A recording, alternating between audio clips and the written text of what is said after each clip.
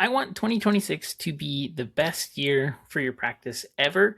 And so today's episode, we are going to be talking about how to make sure that your marketing is one less thing that you have to worry about, that it actually works for you the way that you want it to. And so this is the first part of a 6-part series. And I'm going to tell you some of the, I think, really important marketing concepts that you need to be considering. And this year, I think, is going to be uniquely challenging. So we're going to cover a lot of the challenges that you're going to see in your practice. But hopefully, at the end of this podcast series, you're going to have a really clear picture of knowing exactly what to do. Most of the practices that I work with, they know about all of the tactics, about all of the strategies, but they don't really know what they should do. And I think more importantly, they don't know what sequence they should do things in. If you put certain pieces before other pieces, you're missing the sequence that it takes. It's just like baking a cake. If you put the ingredients in before you mix them, you're not going to end up with the right product. And so I think it's very similar in terms of marketing. The problem is, again, there's just so much information out there. And I think with the ease of access when it comes to information, you can basically Google anything or chat GPT anything that you want to. I'm gonna have to start saying chat GPT instead of Google and get really quick, helpful answers. But the question is it going to be right for you? And so my hope with this series is that you take this information, and it's going to be things that you probably know to some extent, but we're going to simplify it and put things in the correct order so that you can maximize your growth. So my name is Brandon Brashears, and if you're not familiar with me, this is the Veterinary Marketing Podcast, and I help hundreds of veterinary practices each month grow their practice. And so today we're going to be talking about how to attract, engage, retain more of your clients in your practice so that you can finally get control of growth and really create the practice that you want. So the first thing that I think we need to think about is going to be the sequencing. And I've thought a lot about this because, again, it's like a recipe. If you follow this recipe, I think it's going to be beneficial. The first thing that you need to do is really consider what your goals are. And this isn't necessarily in the additional 6 pieces that we're going to be talking about, but I think it's very, very important. You need to, number one, in order to set goals, you have to have a clear picture of where you are today so that you can then figure out what you either want to improve or what you want to cut away, what's working, what's not working. And so when you're creating any type of marketing, we always start with goals. So I think for practices, when it comes to marketing, there's really only 2 specific things that you're trying to achieve. You're either trying to get your current clients to engage more, right? So re-engage, resell, and get more of your existing clients to be compliant, or we're looking to attract new clients in the door. And that's really the bottom 2 pieces for most practices. Maybe there's a practice who wants to do more content and like build a broader audience base, but I think those are generally outliers. But really, it comes down to those 2 things. Get more of your existing clients to come in more frequently, or get more new clients who also come in frequently. And so I think for most practices, you need to be really clear about how many new clients you need coming in the door. The way that I like to think about this for a lot of my current clients is, what is your current utilization rate across all of your schedules? And I think this is an easy metric to see. And you can look at how many appointment slots are empty versus filled. And then also take a look at things like, how many days out are you booking? And ask yourself, what am I actually comfortable with? And what does it feel less stressful to have? Like, do I need to have 2 days booked out? Is that comfortable? Do we need to be a couple weeks booked out? Is that comfortable? Really think about what you would ideally like. And I think there's a really strong balance, especially in today's market, where most practices that I'm talking to are not fully booked out. And so finding the sweet spot of where you feel comfortable, how many clients you need to have, how many new clients you need to have coming in the door, looking back at the past 12 months and looking at the average spend of different clients and cohorts, what types of procedures you want to be doing, how many of those procedures you want to be doing each month. And if we have that starting point, then we can back into how we're going to achieve that. But if you don't know what you want, and let's say you're just like, I want more clients, and you're as vague as that, it's going to be very difficult to achieve that goal, because do you need like 5 clients a month, or do you need 40 clients a month?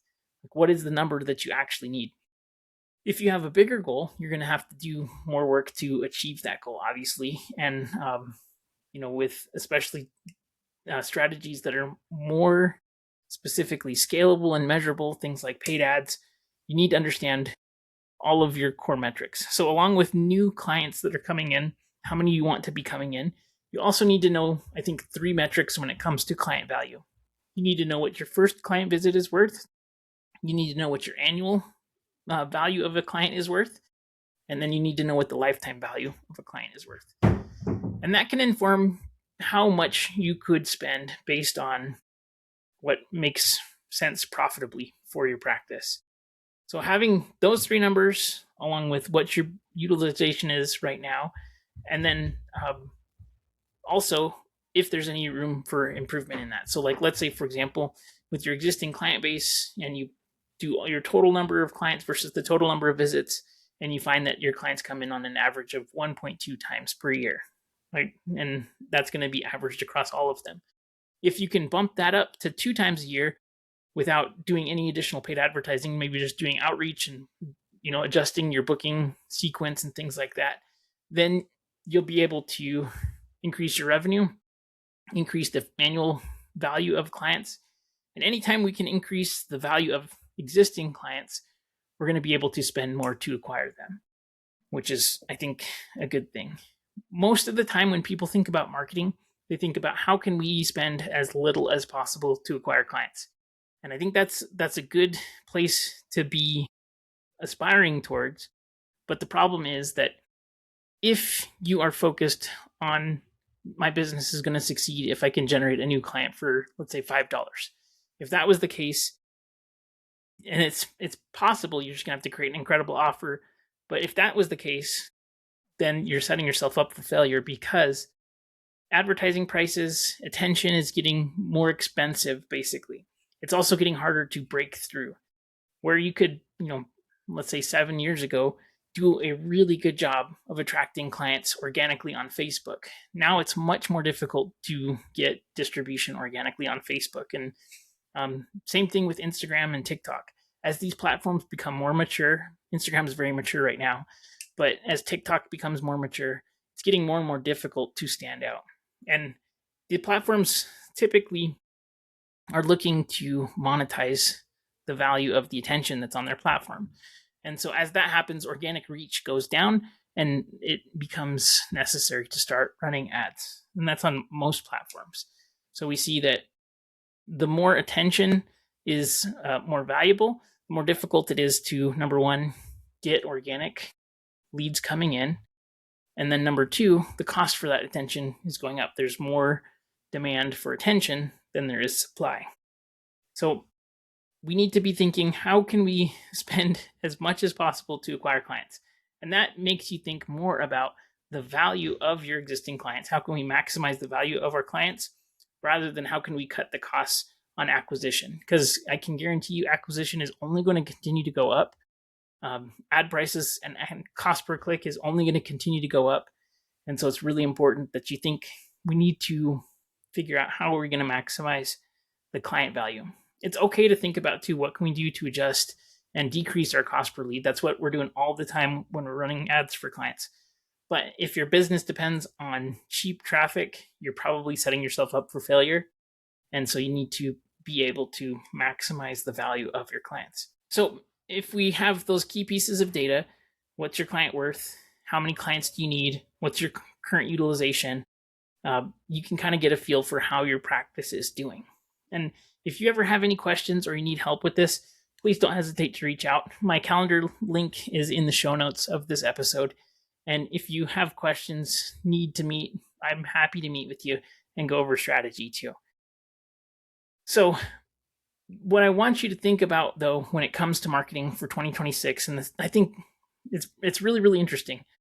A lot of the practices that I work with that are really, really successful at client acquisition, it's not necessarily because their practice is so much better, although the ones that are successful do have really good cultures and they have really great staff. I think the thing that makes the biggest difference, though, is really mindset. And that sounds really, really weird. We'll get clients that are really positive. They're fun to talk to. They're fun to work with. You can tell that they're fun people. And I think that openness, and they're trying to find ways to make things work, versus in the past, I'm sure you've had clients like this in your practice where sometimes it just feels negative all the time. And I've had clients like this too in the past where they're like, I'm sure this isn't going to work, but let's try it. And that's the mindset they come into this with. And they find every single reason why this isn't working. And instead of trying to say, okay, we're getting, 150 new phone calls from new clients from Google Ads, why are we not converting, right? Maybe it's because the practice has some bad attitudes about it, right? And that's a really broad statement. But having a mindset that we're going to figure out how to make this work rather than, I don't think this is going to work, and it's never worked in the past, this isn't a good thing, right? That mindset is going to make you set up for failure for sure. I also want you to start thinking about marketing as a system of your business. Systems are the key to growth, to scaling, to creating value in your practice. And so we can't consider marketing as something that we're just doing randomly, that we're not thinking about what our end goal is. It's okay to try things, it's okay to test things, but you need to use a systematic approach for when you're trying and testing things. I'll give you an example. If you think back in the past year, you probably did some type of a promotion, you probably did some type of a post that, like on Instagram, where you created an offer, maybe you boosted some content. And if I was to say, did that work for you? And you could probably think back and say, nope, it didn't really work. But we don't really know. If you go back and you think about your marketing and you're just not sure if something actually worked or if it didn't work, that's not approaching marketing from a systematic approach. And so the random just tests and one-off things that you're doing, especially if you're not noting the results and analyzing what worked and what didn't, you're not going to probably have success if you take that approach. Just like if I said to you, what did you have for breakfast last Tuesday? Like, you probably don't remember. And that's the thing. When you have so much other stuff going on, if you're not being systematic with this, it's going to be random. And you're not going to learn from your successes or from your failures, most likely. So it's not really helpful. You're just going to have to continue to get lucky. Marketing is really a system that compounds when it is aligned. So when you figure out one piece, it increases in value as you figure out the next pieces. And that's also with respect to the sequencing that we're going to talk about. All of these elements build on top of each other. And so if you skip any of these steps, you probably can find some success, but if you do things in sequence, you're going to see that each of these pieces compounds on each other. So if we have the goal of having our best year ever when it comes to practice growth, there's really 6 marketing pillars that I think are incredibly important. Here's a high-level overview. Obviously, there's a million other things that you can do too, but I think breaking these down into 6 simple steps is going to be really, really helpful. So the first pillar of marketing that I think is really, really important to nail down and to get is positioning and message. And this is a thing that most practices completely overlook, and I think it really hurts them. Most practices start their businesses, they look at the services that all their competitors are offering, and then they typically will price themselves somewhere in the middle, and they'll offer similar services. They'll create similar checkout processes and similar client experiences. And that doesn't really distinguish you from any other practice. And in the eyes of a client, there's really only one way to convey value when you're just like everyone else, and that's going to be price.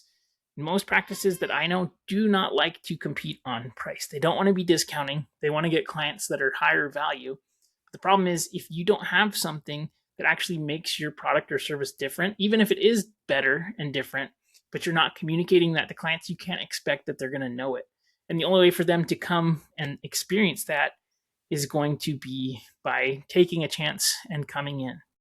And so you will build slowly over time, but if you can nail down your positioning and your messaging before you start doing any kind of marketing, whether it's email marketing or social media marketing or SEO or paid ads, doesn't matter what it is. If the positioning and the messaging is good, the rest is going to be much, much easier. So in the next episode, we're going to be covering all in depth how to really nail your positioning, your messaging, how to create offers that align with that, how to create customer experiences that align with that. And it's going to help you to make everything more simple. It's also going to take a lot of guesswork away. So I think that's going to be a really important episode. But honestly, all of these episodes are important because they build on top of each other. Once we have that positioning and messaging down, we need people to see it. If people don't know about you, they're not going to be able to come into your practice. And so we have to build systems that generate traffic and attention. This is one of my favorite things because I do paid ads for practices. And so part of when we're working with new clients, we talk about positioning, messaging, and offers so that we can effectively send the right types of clients. So this is not just about getting as many eyeballs on your marketing pieces, whether it's social or emails, as possible. It's about attracting the right people and getting the right traffic and the right attention. The next piece after that is once we have somebody see your marketing, we need them to then convert. And so we're going to talk about conversion systems. How do we maximize conversions and make it as easy as possible for the clients that you actually want coming in the door to come in the door? After we have conversion systems, we have follow-up and nurture sequences. And we have some really cool new tools, strategies, and tactics that we're going to be diving into this. Most practices completely drop the ball here when it comes to conversion and then also follow-up and nurture. There are some good tools in the marketplace, but most people aren't using them to their full potential. And it's also really, really generic. And so going back into the positioning and messaging, we're going to use that same consistent brand positioning and brand message to make sure that all of the follow-up and all of the nurture doesn't feel like it's off-brand. So many practices are afraid of being car salesmen and being overly salesy, and so they go completely in the other direction. But the problem with that is that if you're not guiding people to the right outcome, the likelihood that they're going to get there on their own is very, very low.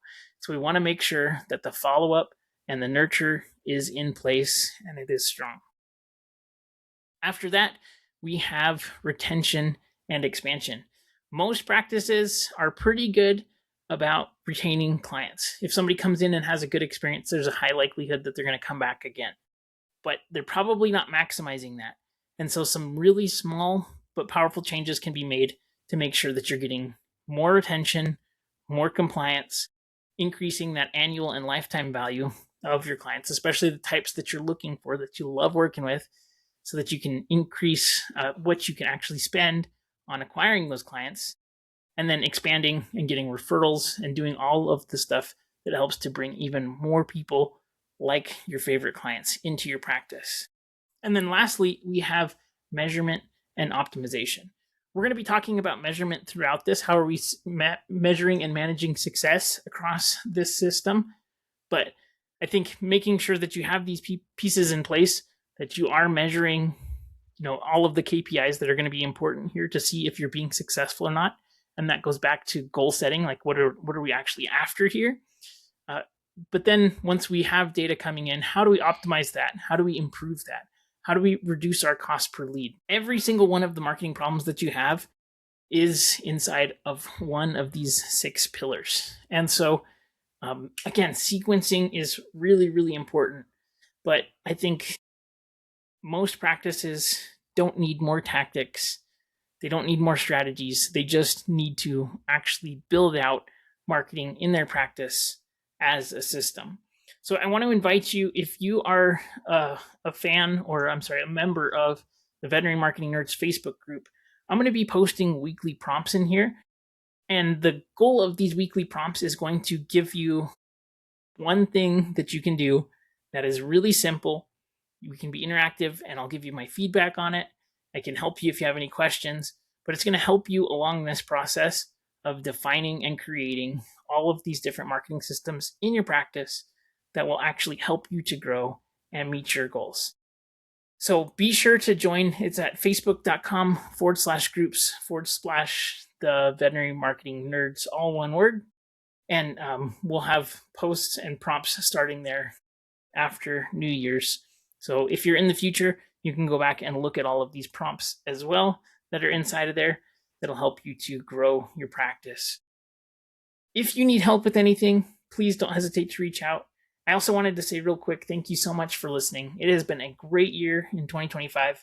We've had a lot of fun inside of our company and working with all of our clients. It's been amazing. And I feel incredibly blessed that you're listening, that we have amazing clients who I love working with. So if there's anything that we can do, please don't hesitate to reach out. Let me know. And we'll see you on the next episode. We are going to be talking all about messaging and positioning. And this is going to, I love talking about this. This is going to be a really, really valuable episode. So don't miss it. And I'll see you there. Have a great one.